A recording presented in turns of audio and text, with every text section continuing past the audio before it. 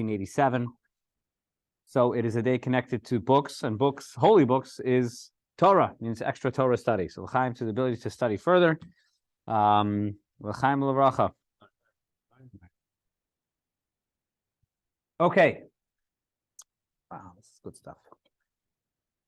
So we are going to be studying Tractate Brachos, Yud Ches Amud Aleph, 18a. Anytime you learn page, anything connected to 18 in Judaism, it's a special opportunity. 18 is Chai, is life.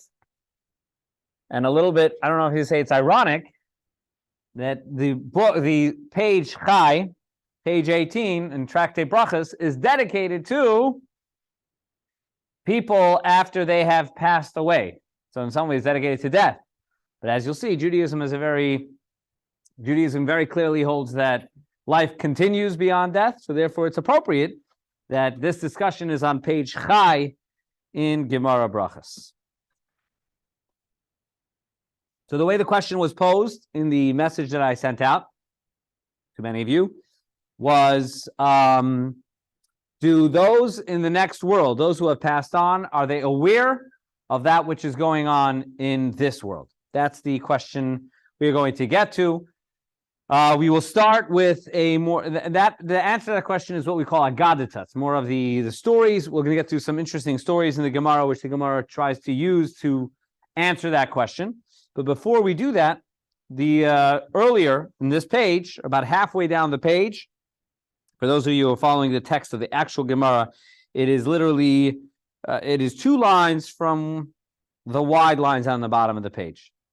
And these are some very important halachas, very important laws of the Jewish observance and how we tend to bodies after they have passed on.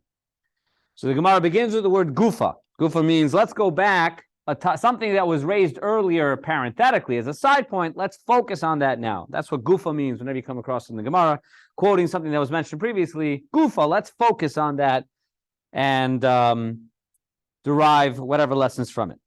So here's the halacha. Hamishamer es hames. Someone who is guarding a body of one who has passed away. This is a concept called shmira. There is great respect. Judaism accords great respect to bodies of those who have passed on. It's very unique. It's very unique within Judaism. The respect that is given, that is accorded to the bodies of anyone. Once, it was an article I saw a long time ago. It was an article from Detroit, and there was a morgue in Detroit, and it was the morgue of untended bodies. So basically, if there's a body, if someone passes on and there's no family or no one taking responsibility for that body, it goes to a morgue. And then the government funds the funerals of those people, but it takes some time. So there is that morgue for those who are untended, for the bodies that no one claimed or no one was willing, or no one would pay for the funeral services.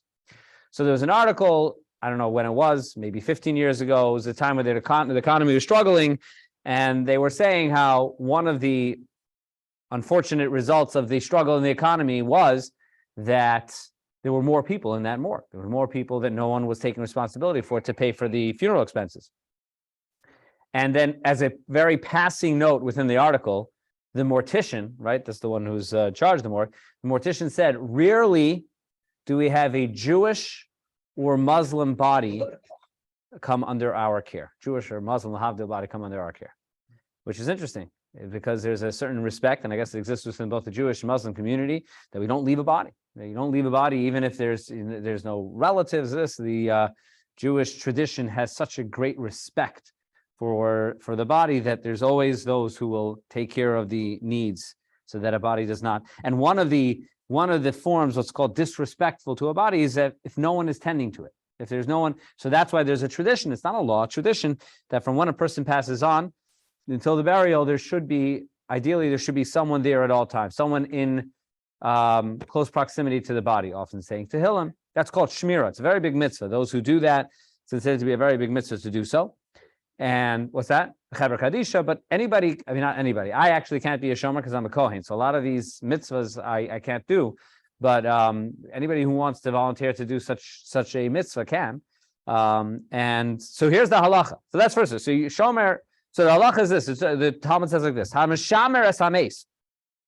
Somebody who is guarding a body. Afal pi she'enoi meisoi. Even if it's not your dead, what that means, it's not a family member. Even if it's not a family member, nevertheless, pater mikriya shma umin hatfila umin hatfilin. They are exempt from saying the Shema, which is a daily obligation, from praying, which is a daily obligation, and from tefillin, which is a daily obligation.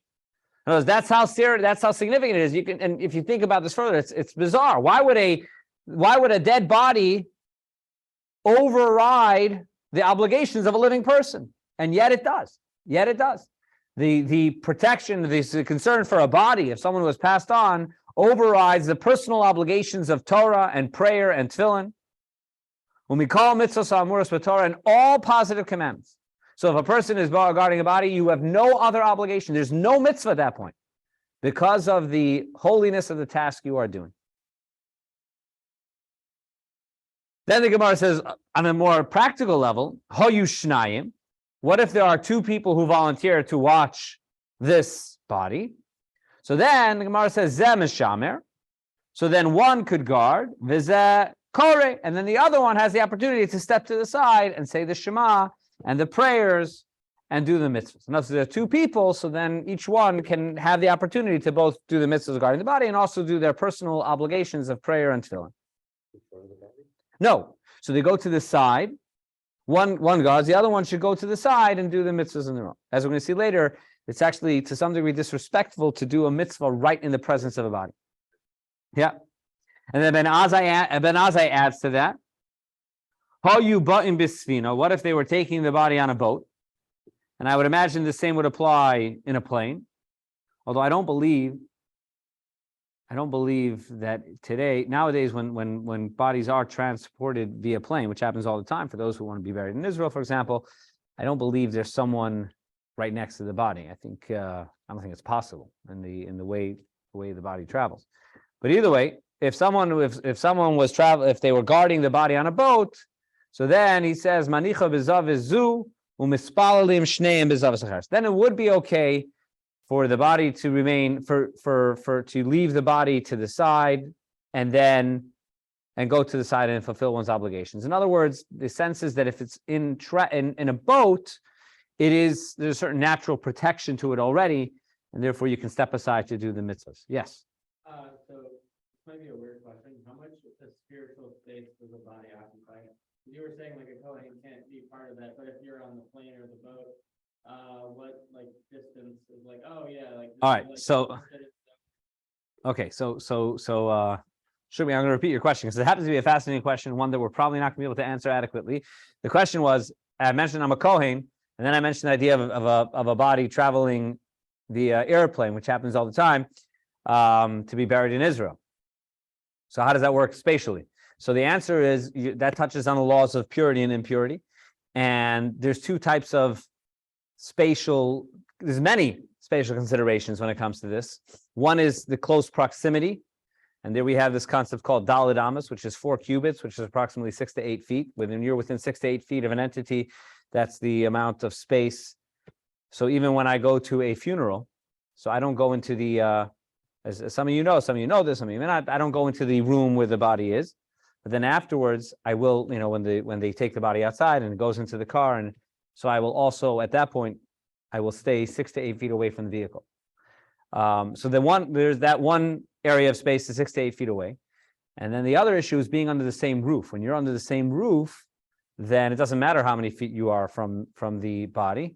The roof kind of contains the whatever impurity it is and conveys it to all those who are under the same roof. Now, it so happens that traveling in an airplane with the body is complicated. And there are some Kohanim, and there's different opinions about it. There's different, the laws of purity and impurity are rather complex, but there are some Kohanim who will avoid traveling on El Al Airlines for that reason, because El Al is the, so to say, the most common airline which is used to transport bodies for burial in Israel. Therefore, some Kohanim will avoid Elal, as in to put themselves in that questionable situation. I happen to be traveling to Israel in a couple of months, and I'm not traveling Elal. I wouldn't say that's the reason. I have gone Elal in the past, but there are those who will avoid because of the questions which come up for the possibility that you're in a yeah. Not too long ago, they tried to change the path of the airlines, Israeli airlines, whatever they could. Yeah. So they claim that it goes over. That's not too long. I believe that's a fact that the airlines in Israel they avoid flying over a cemetery because of the same problem.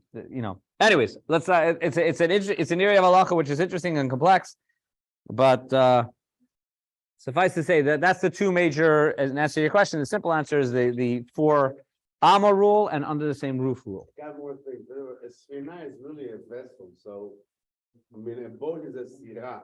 It's not, a sfina is really a vessel, so it can be. All right, but over here I think he's talking about typical vessel. Yes. And we can move on.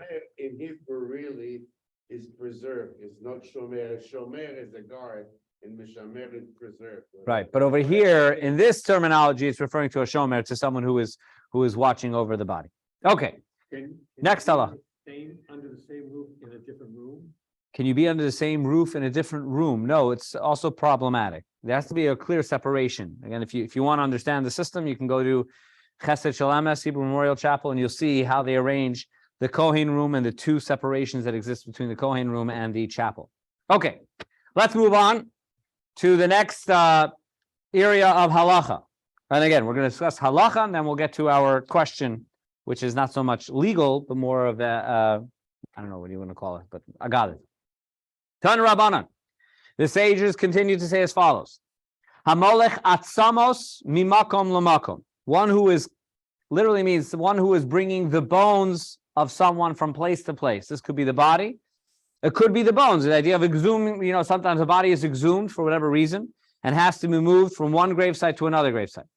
So one who is moving a body from place to place. Harizelo yitneim bidiskaya. You may not place it in a, it's like a leather container. You're not allowed to place it into, it would seem, the Gemara is saying, that the most practical thing to do would be to put it into a leather container and put it on top of the donkey and then ride on top of that leather container. That would be the practical way to carry this. Again, we're familiar today with cars and luggage, so it seems simpler. But in the old days, they traveled with an animal. So the way they would sit on top of the suitcase, which was on top of the animal. So you would think that would be the way to transport. If one had to transport a body or bones, that would be the way to do it. It says you're not allowed to do that. Why? Because that's considered to be disrespectful. However, if you are traveling, if, however, you are worried that you will be attacked, then you're allowed to do so. Mutter. Then you're allowed to even travel with it in somewhat a disrespectful way to protect either the object or yourself. Then you're allowed to travel with it in that way, which is somewhat disrespectful. And then the Gemara adds, "Ukederach she'amru ba'atzamos." And just as they said this about the bones of a body that you may have to transport, kach amru b'sefer Torah. The same rules apply to a sefer Torah. That if you're traveling with a sefer Torah, and this is again a practical area of discussion, sometimes you have to take a sefer Torah somewhere, you have to travel somewhere, you have to bring it to Shiva house. You're not allowed to. You have to be very careful that it is not done disrespectfully. I don't remember the details of the story, but there's a story told about how there was a Jewish people who are traveling, and they had to travel through a hostile area, and they had to go through customs. Maybe this is in the Middle East. I don't know. I don't remember exactly where. And they had a Sefer Torah with them, and the Torah had a crown, silver crown. And one of the car, they realized that what's that? It was Morocco. Oh, you know the story. All right, so you're correcting with the details. Yeah, just still. Anyway, so he was traveling, and they realized if we show up with his car, they're just going to take that crown. The crown is a silver crown. They're going to take it right off the Torah, and they're going to keep it. So what do? So they came up with the idea. As they approached the border, one of them took the crown and put it on his head. And the other one, as he approached the border, opened his window and said, I have with me the chief rabbi of the entire country traveling in the backseat of my car. And he looked at the backseat, and sure enough, there's this rabbi with a silver crown on his head. So, chief rabbi, okay, we have to let you through. And they let him through without any questions. Anyways, halachically, what's the question? The situation like that, you're not allowed to use a Torah crown for your personal benefit. But maybe in that situation, that was the alternative was that it would be taken away. Anyway, if you travel with the Torah, you're not allowed to travel with it in a disrespectful way, unless you're concerned that it's going to be stolen. So the same laws that apply to how you travel with the body, which you have to respect, and unless there's a concern that it'll be vandalized, then you can take it however you can.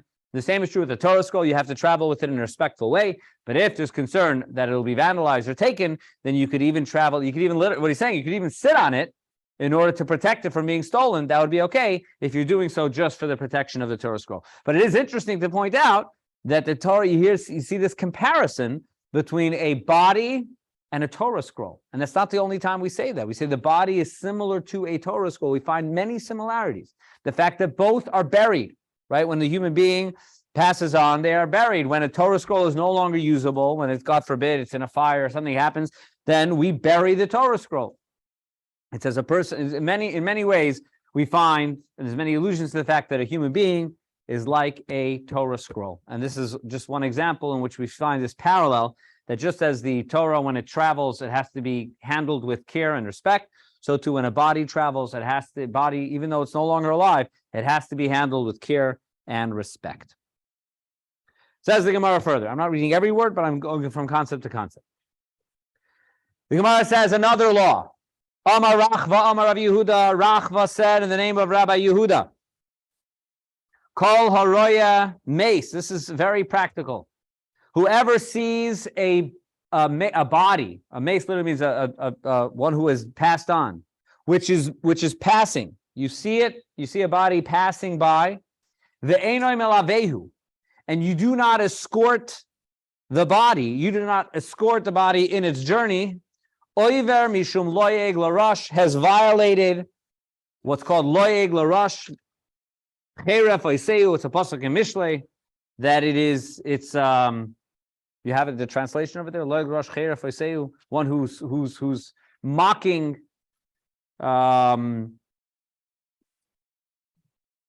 one who mocks causes anger.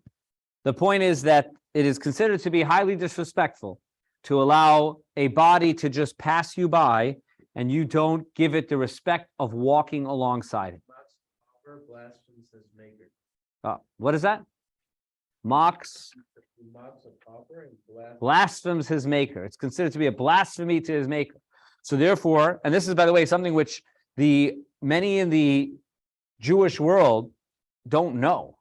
And that is, most people in the, I guess, the more secular Jewish world, when you think about paying respects to the body, you think about attending the funeral.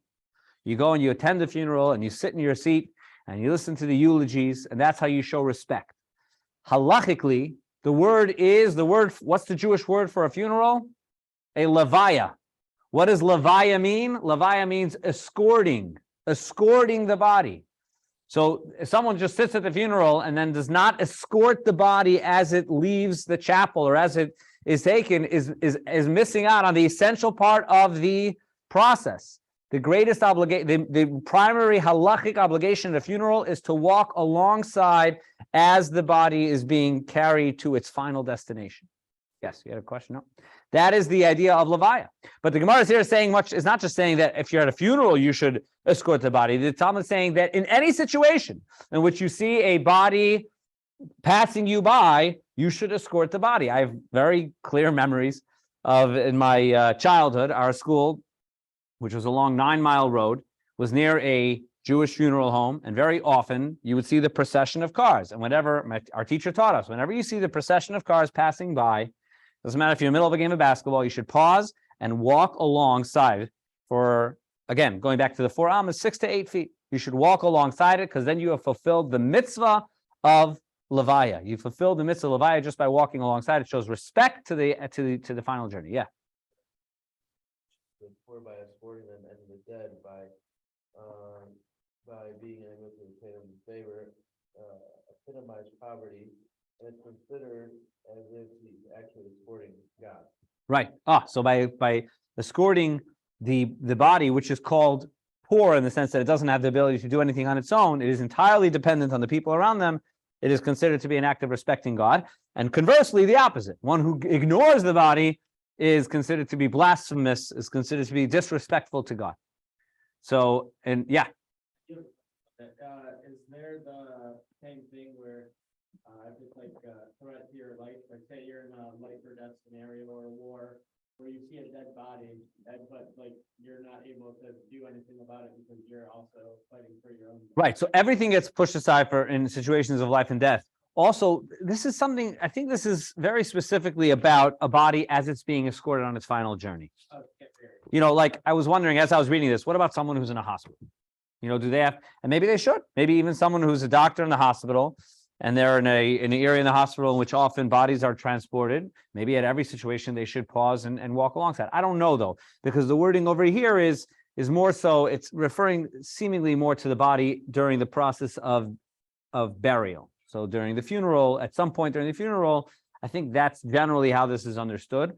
But again, even until today, if I see a funeral passing me by, and I can, if I'm in my car, I don't have to, stop my car, but if I can, I'll walk for a few feet with it to fulfill this obligation. But again, in Jewish tradition, the mitzvah at a funeral is to walk along, and it shows a sign of respect. It's more than just sitting and listening. It's that you're on this journey, the journey from, it's a very unique journey from one world to the next, and we're going to walk with you along on that journey. Yes? Does it matter if it's Jewish soul or non-Jewish soul? Does it specify or anything? No? Over here, it just says mace. It actually does not say that. It doesn't say anything about what, obviously when it comes to these things, there's, I guess, a greater obligation when it's a Jewish situation. It's a family member, so to say. But the wording of the Gemara just says mace, a body. That's what the Gemara says. Can't hurt. Yeah, it's a respect to the body. By the way, one added point over here, just to point out, like I said in a second, one point. This is from the Pischei Tshuva, the great halacha commentary, says the Talmud saying that you should walk a short amount, 6 to 8 feet, is only in a situation where there are other people escorting the body. But if there's no one, or if there aren't people there in accordance to the honor of the person, then you have much greater obligation, which is to escort the body all the way to its burial. Now, this is only if the body is being naturally respected. But if it's not receiving the respect it deserves, then there's a greater obligation, which is to participate much more than that, so that you're showing proper respect to the body. Yes? So what about if you're part of the procession? Would that be Oh, that's for sure. okay? That's for sure. I mean, if you're part of the procession, it's for sure fulfillment to the highest degree. But again, just to go to a funeral and sit there, and then you see a lot of people, they don't know better. They sit at the funeral, and then as the body leaves, they continue sitting there, or they stand up and schmooze with one another, and they're missing the primary obligation of a funeral, which is to escort the body on its final journey. Okay. Another halacha. This is a very uplifting topic, right? Yeah. No, it's not. It is uplifting. I know we're talking about death. It's uplifting because it shows how much respect we accord to the body in its final journey. It really is a beautiful process. If I may, the entire Jewish approach to how we respond to death, I believe, has great beauty to it. Yeah. So something you mentioned was that for the procession you have to escort the body. But you were also saying if like the body's not being escorted, you have to prepare that to make sure that it's buried. Yes. But what if in that instance you're like a Kohen? Is that like the impurity thing that you all? Great question. If you're a Kohen, do you tend to a body that's not being properly tended to? And the answer is yes. But it doesn't matter. There's a very special mitzvah of tending to a body that no one else is taking care of. Now, if you're a Kohen and there's a non-Kohen right next to you who can do it, so then you can have them do it. But so much so that, by the way, a Kohen does not participate. The Kohen is allowed to participate in the funerals of 6 immediate family members: spouse, parents, siblings, children. The Kohen Gadol, the high priest, is not allowed to participate even in those. In other words, he's not allowed to become impure, period, not even for an immediate family member, with one exception. There is one situation in which the Kohen Gadol is allowed to become impure, required to become impure, and that is what's called a mace mitzvah, a body which no one is taking care of. A body which no one is taking care of. So even the Kohen Gadol who can't be directly in contact with the funeral of his own parents, spouse, children, is allowed to, what's that? Even if in a situation of Erev Yom Kippur, well, it's unlikely to happen because on Erev Yom Kippur, the Kohen Gadol is already locked away in his chambers but theoretically, I would think yes too. That's why you have the backup Kohen. Yes. All right. Yes. Let's hope we'll get to our question today. Go ahead. For the mace mitzvah, so the laws of impurity are different than a non-Jew. It may not be a problem at all for a Kohen. Ironically, the laws of impurity are stronger for a Jewish body than for a non-Jewish body. I'm sorry?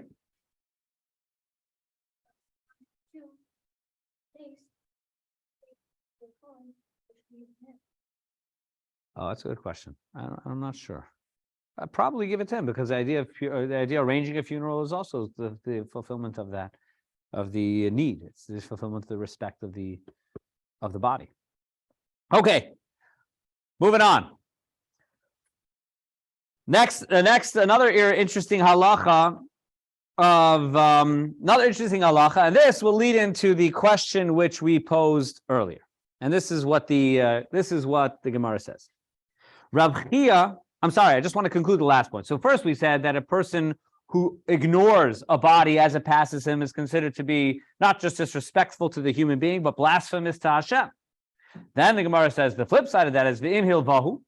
But if you did escort the body, if you did walk alongside it, mascharoi, what is the reward for someone who is careful in this mitzvah? Amar Ravasi says, Alav akasav Omer, about such a person who shows respect to the body as to anybody as it passes by. About him, the pasuk says, this is a pasuk in Mishlei, Proverbs chapter 19, verse number 17. Malva Hashem chonein dal. God escorts, so to say, the one who helps out a pauper. That God escorts the one who helps out a pauper. Now you can understand one who is kind to a pauper could be one who's kind to someone who is physically in need. It could also be referring to a body of one who has passed on is a pauper in the sense that they no longer have any abilities of their own and they are dependent on others. So this could be another interpretation of that verse. Basically, God then, if you show respect for the one who has passed on, God shows respect for you. And all this comes back to this very profound idea of how Judaism accords so much honor to a body, so much so the one who shows honor to a body of one who has passed on earns the respect of Hashem. Yeah. So this might be a weird question. Does the amount of respect that we show the dead kind of illustrate the amount of more respect we show the living? Because it's like you're showing something that's inanimate that you're guiding, to kind of put to bed. And you're saying like if you see a dead person, you have to acknowledge it. Doesn't that mean like when you see a living person, you kind of even more so? Well, in some ways, it's a lot easier to respect people who are dead. No, but you're right. But I say you're yes and no. Yes and no. What was the question? The question was if we show so much, we're according so much respect to one who has passed away, does that mean we should show equal or more respect to those who are alive? And so I think there's two ways to approach that. One is yes. If we give respect to a body which really is more at this point is a body, the soul has left it, how much more so should we show respect to a body with a soul, with a human being, a human life? That's true. However, there is something to be said, and this is where in some ways the respect that's given to the dead almost gets more credit. And that's because there is a word that's used for it, and that is called chesed shel emes, right? Even the local funeral home, it's Hebrew Memorial Chapel, its Hebrew name is chesed shel emes. Chesed shel emes means kindness of truth, true kindness. Why is it called kindness of truth? Because there's no ulterior motive. In that situation in which, going back to the scenario, you're standing in the street and a funeral procession walks by, and you walk 10 feet alongside it. That is a pure act of goodness because there is no expectation of anything in return. the human you're doing an act of kindness to cannot respond with goodness to you. So therefore, it's considered to be a pure act of kindness, as opposed to not that all other acts of kindness are not pure, but when you do something good for someone, often there is a ulterior motive, whether consciously or subconsciously, or at the very least, they acknowledge your act of kindness, and there's a good feeling in knowing that you said something, you did something nice for someone, and they at least acknowledged your act of kindness. Over here, there isn't even the acknowledgement of the kindness. So there is, in some ways, that kindness has a certain purity, which is certain that acts of kindness we do for living beings may not have. But I still think it's correct to say that if we show respect for the body, which you previously, it's almost like the Torah scroll, right? We bury a Torah scroll, but if we show such respect to a puzzle Torah scroll, to a scroll that's inusable, how much more so to a scroll that's usable. The reason I'm it's almost like when somebody's brain dead, and not like in the sense they're a zombie, but they're sleepwalking. So Right. if you're sleepwalking, you still want the person who's in the body to escort that person through life, as opposed to like self-harm or suicide. Or Right. whatever. You want like still for them to get to the end. So it's like until you're able to wake Yes. up and be who you're supposed to be, it's like you're supposed to guide the body along the path. Absolutely. I think that's a great observation. This respect exists in those situations as well, often unfortunate situations. Okay, let's now get to this next halacha, which leads us again to Moshe's question, does it apply to a Jew and a non-Jew? I think the answer is yes. Again, if you the terminology, the concept certainly does. Now, in any area of Jewish law, so there is an added obligation, an added sense of responsibility to a fellow Jew, just out of an added sense of responsibility to a family member. So there's a certain connection that Jews have, so there's an added responsibility. But the underlying concept over here, that a body retains holiness, would be true, I'd say, regardless, and therefore deserving of respect, would be true regardless of Jew or not. All right, the next halacha is like this. Rabbi Chia and Rabbi Yonasan have a shakli va'azli. Two great sages, Rabbi Chia and Rabbi Yonasan, were traveling. Bebeis hakfaris, and they were traveling in a cemetery. Have a kashad yatchilta de Rabbi Yonasan. The tzitzis, right? So we wear our tzitzis, and he wore his tzitzis, and often it's a talis, which could be worn outside of an outside garment, and they were dragging along the floor. So Rabbi Yonasan's tzitzis were dragging on the floor of the cemetery. Amar Rabbi Chia said to Rabbi Yonasan, Dalye, lift up your tzitzis strings, Dalye, so that they don't drag on the graves. Your tzitzis strings should not be dragging along the graves. Why not? He didn't say it about his other clothing, just his tzitzis. Kidei shelo yoimru, so that the bodies who are buried here should not say, Lemachar, tomorrow. They shouldn't look at us and say, tomorrow the people who are walking over us are going to die also tomorrow. Now, they're going to join us at some point. The akshav mecharpen, and now they are embarrassing us they are almost like provoking us with the mitzvahs that we can't do, which is a very interesting idea. In other words, don't do it. It's like embarrassing. I'm trying to think of an analogy of this in which you show off. It's considered to be what's that? Tactless at the very least. It's more than tactless. Tactless to do something in front of someone that they can't do, something that they are unable to do, and to do it in front of them is considered to be insensitive. That's the best word to say, maybe insensitive. Saying it's basically what he's saying is it's insensitive. Taunt. All right. Thank you. Don't taunt. Thank you, Dave. Don't taunt with what you can do and they can't do. And they're saying basically these people are going to join us soon. They're also going to be among us. And now they're dragging their tzitzis over our graves. Great. It's a pretty wild thought to think about it. Those of us who go to cemeteries, that as you're walking through the cemetery, Rabbi Chia was basically suggesting that the people who you're walking are looking at you and connected and sense what you are doing. Anyways, that's what Rabbi Chia said to Rabbi Yochanan. So therefore he said, tuck your tzitzis in, put it away. Don't flaunt that which you can do and they can't do. To which Rabbi Yochanan responded, Amar Rabbi Yochanan, Umi yadi kulihai? Do you really think they know? You could almost imagine two people having this conversation today. Do you think they even notice? And then he quoted a verse to support his notion that they have no idea what's taking place with here on earth. The Haksiv, there's a pasuk that states in Koheles, Ecclesiastes, chapter 9, verse number 5, the Hamesim Einam Yodim Me'uma. Those who are dead don't know anything. The full context of the verse is in Koheles, Ki hachayim. The full context of the verse is Ki hachayim yodim sheyamusu. Those who are alive know that they will die, and those who are dead don't know anything. That's the pasuk in Koheles. Now, as those of you who know, the book of Koheles is the book of wisdom by King Solomon. So how would you understand what King Solomon is saying? The wording of the verse is, those who are alive know that they will die, and those who are dead don't know anything. That would be the simple translation of that verse. I don't think it's a literal sense of life and death. Okay, all right. So again, I'll repeat it. Koheles, if you want to check up, you can fact check me. Koheles, Ecclesiastes, chapter 9, verse number 5. The verse states, and again, King Solomon wrote everything in poetic way. Ki achayim yodim sheyamusu. Those who are alive know they will die. The hamesim ein yodim me'uma, and those who are dead don't know anything.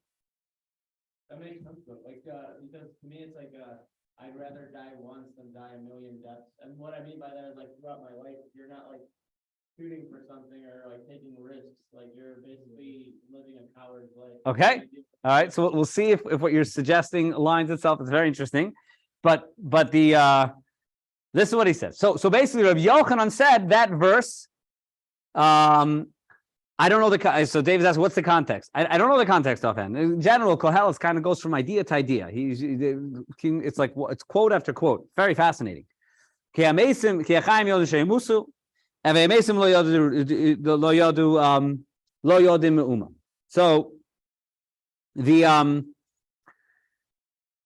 Yochanan said the wording is the Mesim don't know anything. So then why should I worry about my tzitzis? They don't know. So Amar Lei, so Rabbi Chia responded to Rabbi Yonasan, and he said, he almost like rebuked him. He said, you don't really understand that verse. He said, Im Karisa, if you read this verse, Lo Shanisa, you clearly didn't review this verse. Im Shanisa, and if you reviewed this verse, Lo Shilashtra, you didn't apparently study it a third time. In other words, if you would have studied this properly, you would have learned this. By the way, there is the Eon Yaakov points out from here that the proper way, if you want to learn something properly, you should learn it 3 times. He says you didn't learn it 3 times, and therefore you misunderstood this pasuk. We'll see, Moshe, in a moment. And therefore he said, let me tell you what the pasuk really means. What's that? He said, apparently you didn't learn this verse. And the way he said it, he says, if you learned it, you clearly didn't review it. And if you review it, you didn't learn it a 3rd time. And that's why you misunderstood it. Indicating that had you learned it a 3rd time, you learned something 3 times, then you figure it out. Okay, but his wording was, I know, and he says, no, actually, you're right. And if you did learn it 3 times, then they clearly never taught it to you properly. So he's saying, if you learned it 3 times, you should know it. And if you don't know it after 3 times, it means that they never properly taught it to you. Exactly as you just said. So he says, strike through and you're out must come from here. Everything has its source in Torah. So the Gemara, so he says, now let me tell you what the verse really means. He says, Ki hachayim yodim sheyamusu, that when it says those who are alive know that they're going to die, what is Solomon saying? What, the people who are alive know that we're going to die one day? I mean, we all know that. We all know that there's, right, the 2 things are inevitable: death and taxes, right?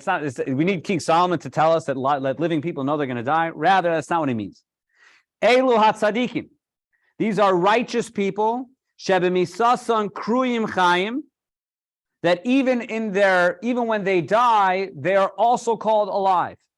That those who are righteous, even after their passing, are called living.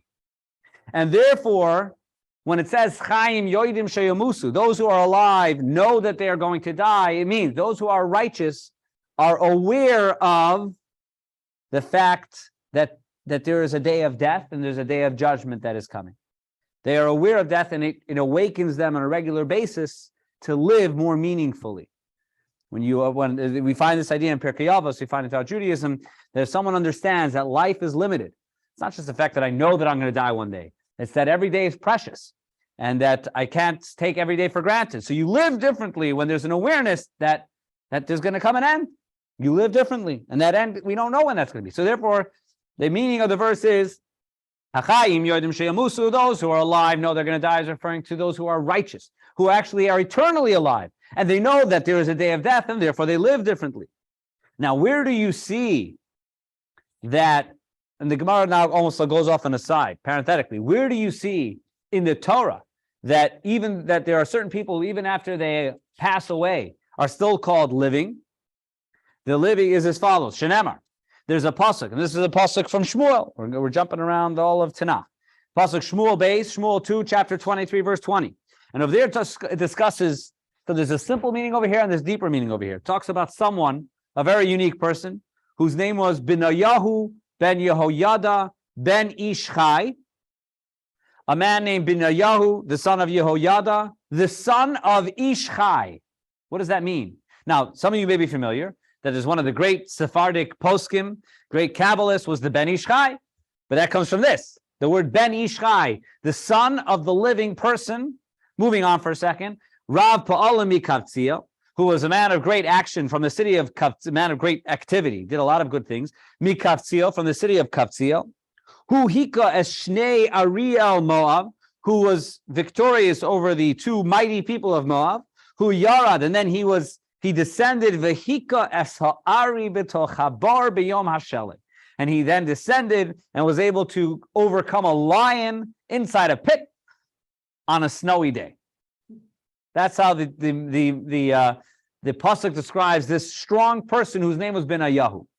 And on a literal level, if we understand this literally, it's referring to that he was able to contain a lion, literally a lion, in a small area, which again would be to his disadvantage. You know, if you have more space and you can kind of lunge, but if you're in a small area, it requires more strength to overpower an opponent when you're in a pit, because you have like no space to extend your arms. And it was a lion, and it was a day of a cold day, and apparently lions are stronger on cold days. Humans are typically weaker on cold days. Anyways, so the literal meaning over here was a very strong person whose name was Benayahu. But the Talmud says, it describes Benayahu as the son of Yehoyada and the grandson of Ben Ishchai, the grandson of a person who is living. What type of description is that? Atu kula amo bnei mesininu? Who is not the descendant of a? What's the alternative? The son of a dead person? In other words, what does it mean, the son of Ben Ishchai? So it must mean, says the Gemara, Ella Ben Ishchai, the son of the living person, is saying she'afilu b'misasoi korichai. It's talking about someone who was righteous enough that even after he passed on, he was still chai, he was still alive. So the Gemara says this is proof from the Torah, not just a nice mystical idea, a nice concept which sounds good, that someone has eternal life. No, there are some people that the Torah describes them as living and eternally living, because those who are righteous, the soul lives on, and therefore they are considered to be eternally alive. But it's like if somebody is great and has a large impact that's passed on through their children and their ancestry. So every time that their children or their grandchildren or somebody else does something, it reflects kind of the Torah. So right. So to some degree, so the truth is, as Shugmi, as you're saying, the truth is that really there's some element of life that continues from everyone. Anybody who has, and it doesn't have to be children, it could be students, it could be influence, that their influence lives on. But over here, they're saying to a much larger degree that a tzaddik, he's literally it's literally as if this person is alive, even though they have passed on. But the Talmud is basically saying that from here we derive that a tzaddik, even after his death, is considered to be alive. I'm going to skip the next part where it goes into a more mystical understanding of the whole description of where he came from and how he contained a lion in the Yom Shalak. I'll just say one thing. One thing the Gemara says, one explanation of what that verse is referring to is that it's a metaphor. What does it mean that he contained that he defeated a lion in a pit on the day of the snow? So one explanation the Gemara says is that even in the middle of a freezing cold winter, he broke the ice to go to the mikvah to purify himself to study Torah properly. in a state of purity. So that's why the idea of the day of the cold, and the cold represents the ice, the pit represents the mikvah. He was able to overcome that and go to the mikvah. So that's how the Talmud explains one interpretation of that pasuk. But going back to the second half of the verse, going back to Koheles, again, not to get confused. So again, the verse in Koheles was, those who are alive know that they are going to die, and those who are dead don't know anything.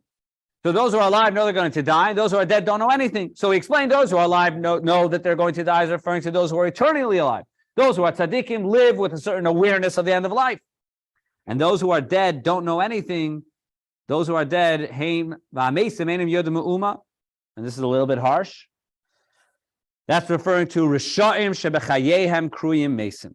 That's referring to those who are wicked, who have the exact opposite of those who are righteous. Those who are righteous, even when they pass on, are considered to be alive. And those who are wicked, even as they are alive, the Torah refers to them as mesim, as being dead. Yep, that those who are wicked lack life, even if they are technically alive, but they lack real life, because real life means to live spiritually. Real life means to have a certain connection to God, connect to live a meaningful life. So the one who is wicked, even here on earth, is, even while they're alive, they're called Mason. So now, and the Gemara goes, and therefore says, where do we see proof in the Torah to this idea? Again, not just a nice colloquial statement, but actual Torah source for this. So he gives one source, but I wanted to jump to the second one. First, he says,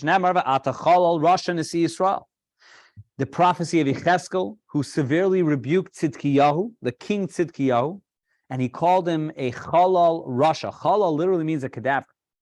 You are a Chalal Rasha Nasi Yisrael, the leader of the Jewish people. Now, why this is so surprising is Tzidkiyahu, generally speaking, was a righteous king, but he made several mistakes in his life. And the prophet Yecheskel seriously rebukes him, so much so that he's talking to him and he calls him a cadaver, talking to the king, which here we see that from a very spiritual standpoint, one who is wicked is called a mace, is called dead, even while they're alive. I remember hearing this story shared. I once heard from Rabbi Jacobson. He says how there was a story about a guy in Pittsburgh. I know we're running out of time, but this guy in Pittsburgh who got into a car accident. This is like in the 1930s, many, right at the beginning of the automobile. He got into a car accident, and at the scene, they pronounced him dead.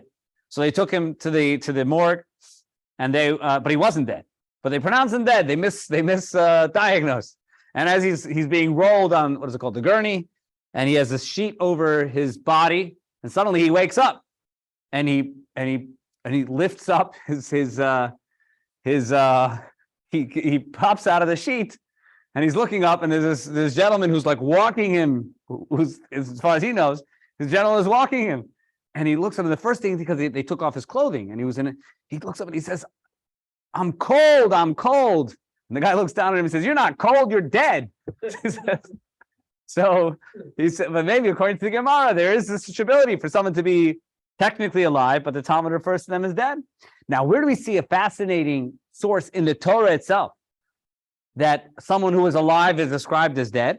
The pasuk says, this is pasuk in Dvarim, Deuteronomy, chapter 17, verse number 6, which describes capital punishment. When there's capital punishment, suppose somebody who murdered someone, and there is capital punishment, but the only way that punishment can be carried out is if there were two witnesses. There has to have been two witnesses. There's many laws about how this testimony works. It's very detailed, very defined. It's extremely unlikely for it to happen. But the bottom line is that the pasuk says, "Al pi shnayim edim," by the mouth of two witnesses, or al pi shloish edim, or by the mouth of three witnesses, yumas hames. How would you translate yumas hames? The dead person shall be killed. What does that mean? What does it mean the dead person shall be killed? It's according by the mouth of two or three witnesses, the person should be killed. If it's a dead person, you can't kill a dead person. And yet, that's exactly what the Torah says. By the mouth of two witnesses, yumas hames, the dead person is killed.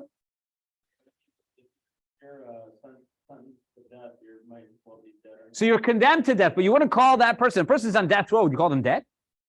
I mean, I know, but it's a terminology. But it's like the cat's both alive and dead at the same time. Good. My point is that the word over here is that the Talmud is saying over here is that the Torah refers to this person who has committed a crime so severe that they are going to be punished by death, the Torah actually describes them as a mace. And the two witnesses are killing the dead person. From here we derive this idea that that's just as one who is righteous is considered to be eternally alive, and even death doesn't interfere with their true constant life. The same is true the other way around. This is true in all areas, that there's a perfect balance in this world. And that is someone who is wicked, someone who has neglected their obligations here on earth to be a good person, to be a God-fearing person, to be a kind person, then they're not even alive, even as they wander the streets and they walk around. As far as the Torah is concerned, there is no life there. And so therefore now we go back to the verse in Koheles, and we have a much more profound understanding of this verse that King Solomon said, which is, those who are alive know that they will die, and those who are dead know nothing. What it means is those who are eternally alive, tzaddikim, who are eternally alive, are constantly aware of the fact that life is precious and that life is valuable and every day is meaningful. They know that a day of death is going to come, a day of judgment, and therefore life is much more meaningful. And those who are dead, doesn't mean those who are actually dead, but those who walk around in a state of death, in others, there's no value to their life. They don't pay attention to anything. They don't know anything. In others, they have no concept of value of life, and therefore they live with a meaningless life because they never pay attention to its value. And that's the depth of this verse from this. Now, this conversation will continue. But as far as we've opened up the discussion about those who know, that those who have passed on know, the conversation between Rabbi Chia and Rabbi Yonasan seems to indicate the fact that we show respect in a cemetery and that we don't flaunt the mitzvahs we can do is the first indication that, and halachically, that's the halacha. It's the first indication that those who have passed on are aware of that which is taking place here on earth. But this conversation has just begun. And I hope you'll join me next week as we continue with some fascinating stories in the Talmud to continue this dialogue of the knowledge of those who have passed away. Wait, there's a couple questions before you turn off. So let me check over here. Thank you everyone for joining. We'll daven Ma'ariv now. What Masechta was that? This is Masechta Brachos, 18a. Ask to say what they can't do mitzvahs. Yeah, right. Good point, Noah. That's part of it as well. There's the awareness that even though they will continue to live, but they'll live in a reality in which mitzvahs will not be possible. All right, very good. Have a good Shabbos, everyone. Please join me again next week for the continuation of this. And we'll daven Ma'ariv and then join us downstairs for our bring-in and for some chalents. You guys don't have to text your questions. You can speak. You can speak. All right, here we go. Thank you. Next time, Rabbi. Thanks, guys. See you guys.